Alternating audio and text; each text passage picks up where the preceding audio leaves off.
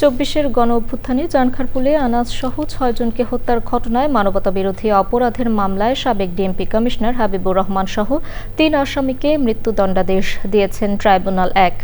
অপর ২ আসামি হলেন ডিএমপির সাবেক যুগ্ম কমিশনার সুদীপ কুমার চক্রবর্তী ও রমনা অঞ্চলের সাবেক অতিরিক্ত উপকমিশনার শাহ আলম আখতারুল ইসলাম। রমনা অঞ্চলের সাবেক সহকারী কমিশনার মোহাম্মদ ইমরুল সহ ৫ আসামিকে বিভিন্ন মেয়াদে সাজা দিয়েছেন আদালত। জুলাই-আগস্টে বিক্ষোভকারীদের দমনে মরণাস্ত্র ব্যবহার করা হয় বলে পর্যবেক্ষণ দিয়েছেন আদালত। মাজহারুল হক মান্নার রিপোর্ট। গণ অভ্যুত্থানে চানখারপুলে আলোচিত আনাস ও শেখ জুনায়েদ সহ ৬ জনকে হত্যার ঘটনায় মানবতাবিরোধী অপরাধের মামলায় রায় ঘোষণা করে বিচারপতি মোহাম্মদ গোলাম মর্তুজা মজুমদারের নেতৃত্বে ৩ সদস্যের বিচারিক প্যানেল। আদালতে হাজির করা হয় গ্রেপ্তার হওয়া ৪ আসামি শাহবাগ থানার সাবেক ওসি আরশাদ হোসেন, কনস্টেবল সুজন মিয়া, ইমাজ হোসেন ইমন ও নাসিরুল ইসলামকে। পলাতক আসামিরা হলেন সাবেক ডিএমপি কমিশনার হাবিবুর রহমান, ডিএমপির সাবেক যুগ্ম কমিশনার সুদীপ কুমার চক্রবর্তী, রমনা অঞ্চলের সাবেক অতিরিক্ত উপকমিশনার শাহ আলম আখতারুল ইসলাম ও রমনা অঞ্চলের সাবেক সহকারী commissioner Mohammad Imrul.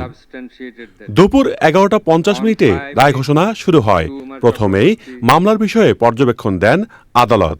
Protester students and public were proceeding towards Chankharpul area and then fired upon them by lethal weapons, causing many of the protesters severely injured and death to 6 of them.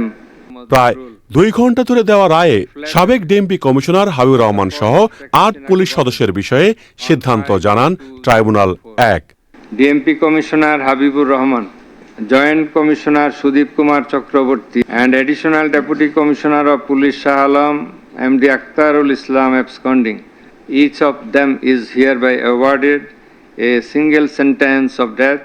Assistant Police Commissioner MD Imrul 6 years. Accused Inspector MD Arshad Hussain 4 years. Accused Constable MD Sujan Hussain Imon MD Nasirul Islam in custody for 3 years for all the offences together.